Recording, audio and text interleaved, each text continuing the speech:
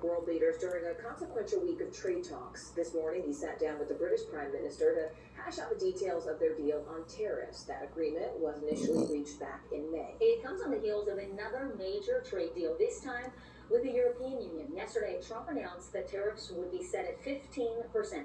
Half of what he threatened the EU with earlier this month. CNBC senior Washington correspondent Eamon Javers joins us from Stockholm, Sweden. So Eamon, right now where you are, U.S. Treasury Secretary Scott Bessent, he's meeting with Chinese officials to talk about a potential trade deal. The Trump administration has warned that another round of tariffs will hit China on August 12th. How are the negotiations looking as we approach that deadline? What's he doing, dabbing?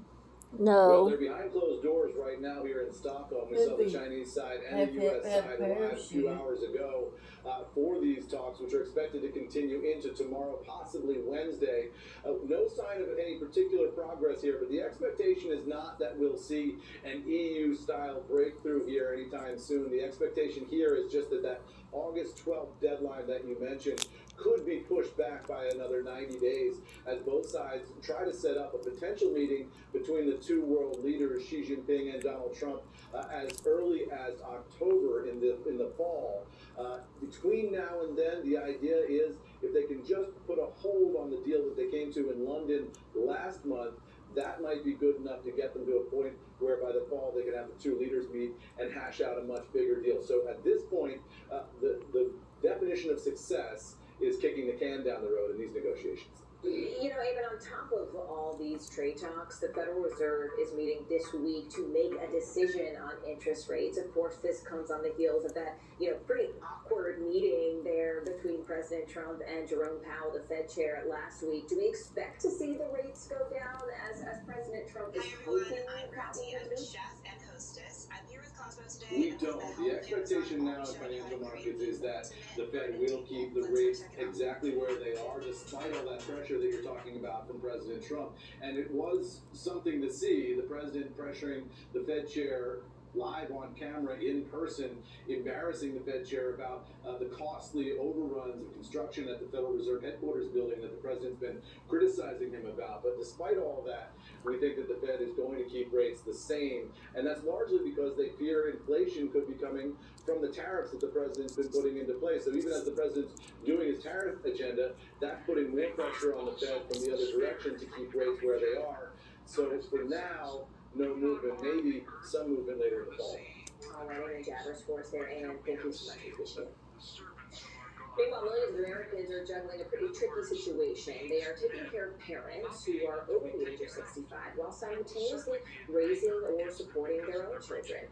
This group is known as the sandwich generation. In October 2021, the Pew Research Center survey found that about a quarter of people right here in the U.S. are in that position. Vicki is here to help us navigate that period of life.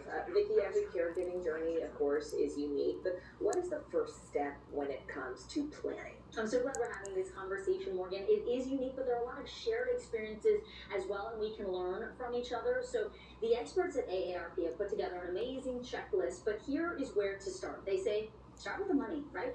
Have a talk with your loved ones about what's in their budget, how they envision aging. Do they think they want to stay home? Do they have long-term care insurance? It's a good idea for everyone to sort of understand what it's going to look like from a financial perspective. Next, legal. And this means having that conversation about what happens if you can't make medical decisions for yourself. Who is your power of attorney? Who can speak in your stead? And these conversations don't have to happen all at once on one big Sunday. These can be ongoing conversations, but it's important to start taking the steps towards them now. Health is another one that's important. What kind of health insurance do your loved ones have? And what kind of coverage does it offer so that you know what resources are available to you when the time comes? And the last one, often people overlook, but it's extremely important. Socialization and a support system, not only for you as a caregiver, but also for the person that you're giving care to. We know it takes a village to raise kids. It can take a village also to make sure that you're providing care to your family members as they get older, and having someone to talk to, having people to share the experience with, and even sometimes help with the burden of it all is really important. That financial burden, though, is a really big deal. I mean, a 2020 ARP study found that the average annual amount spent on caregiving is actually more than $7,000. So, are there ways that people can sort of get help financially? Absolutely, and each caregiver journey cost will change depending on where you live. But a lot of times there are paid caregiver programs available so that you can pay someone or even yourself through your state or through your insurance program. So look into that. Same with the insurance that we talked about, but a lot of states also have an additional paid family leave program. Employers also have this. You think about it when you have a baby perhaps, or if you're taking time off for yourself for an injury, but this can come in handy when you're providing elder care as well. And then checking with your local agency on aging. Every county and community offers different grants and services.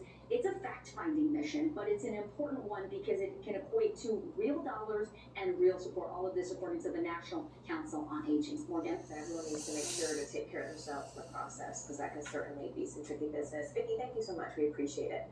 Well, listen, there's a new kind of high-tech transportation that is jumping from the big screen to real life. Videos of jet-powered air bikes are blowing up online, with many wondering if they're the real deal or they're just some movie magic. Stay tuned now. Anchor Gotti Schwartz takes us inside the hype and the hefty price tag behind these space-age rides.